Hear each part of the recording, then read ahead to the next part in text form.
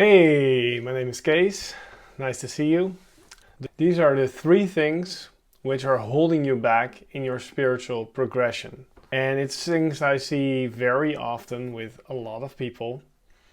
And they're also very personal development related, but the human system works how it works. Spirituality, personal development, etc.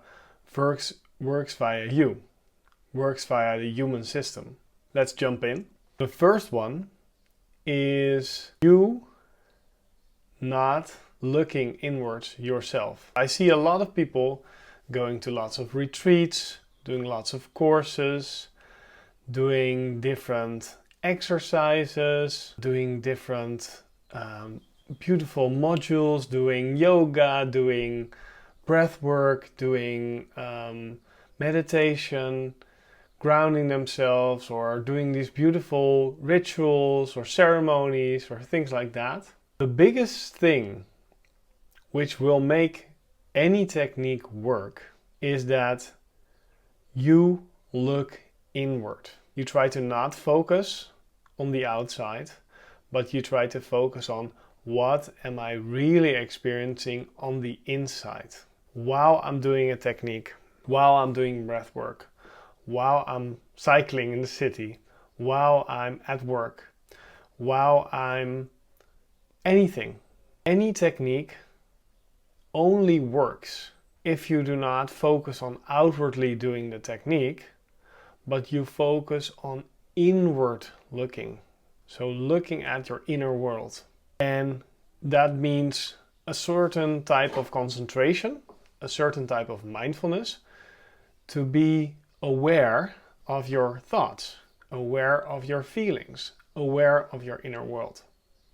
You can do a lot of things. You can look as spiritual as you want. You can act as spiritual as you want, which is beautiful.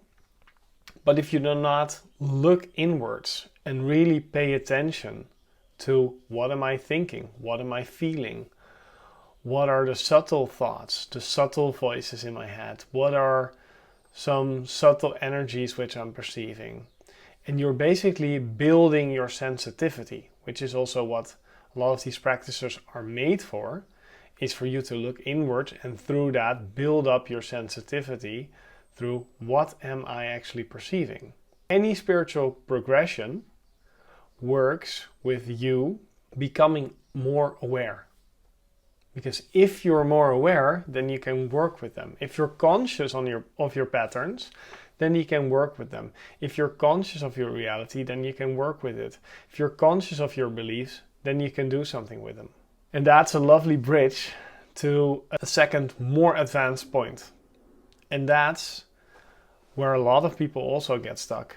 And that's, okay, we've now looked inward. Right? We know our patterns, we know our system, we know our feelings, we know our intuition, we know what we're like. We know our inner world.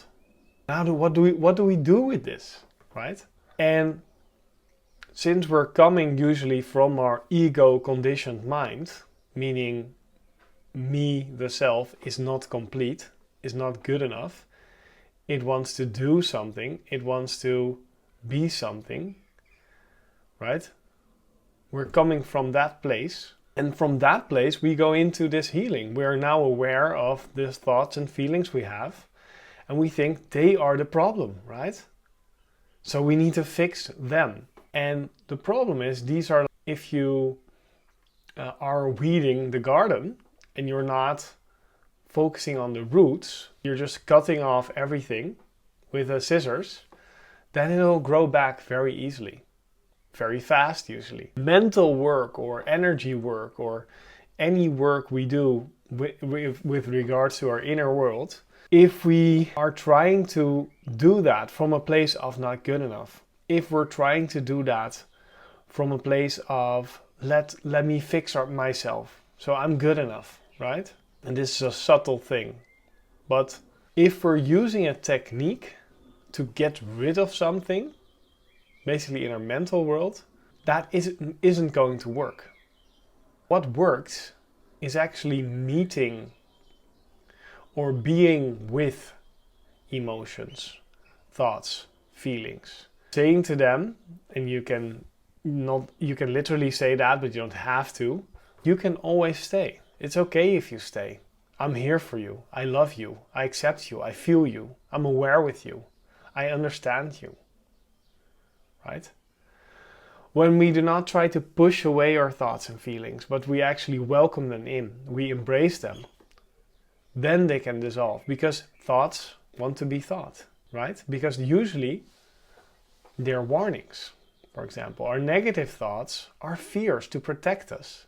If we ignore our fears or disregard our fears, what will the system do? Make more, make more fears, right? But if you're able to accept your fear, if you're able to sit with your fear, if you're able to breathe with your fear, if you're able to do yoga in your fear, if you're able to embrace your fear, then your fear will start to show you why it's afraid. It will show you a deeper level. It will be able to show you the roots. And if you're able to be with the root, then the whole thing lets go. It's really important, number 2, right? To stay and be okay with your emotions and thoughts. They're just an emotion or thought. They can't hurt you. It's just something which is happening. We can't control it, but if we're being with it, then it can release. Okay, and the third one, which is holding back our spiritual progression. One is being conscious, right? And looking inward. Second one is being with what you're feeling, right? Not trying to fix it, but being okay with it.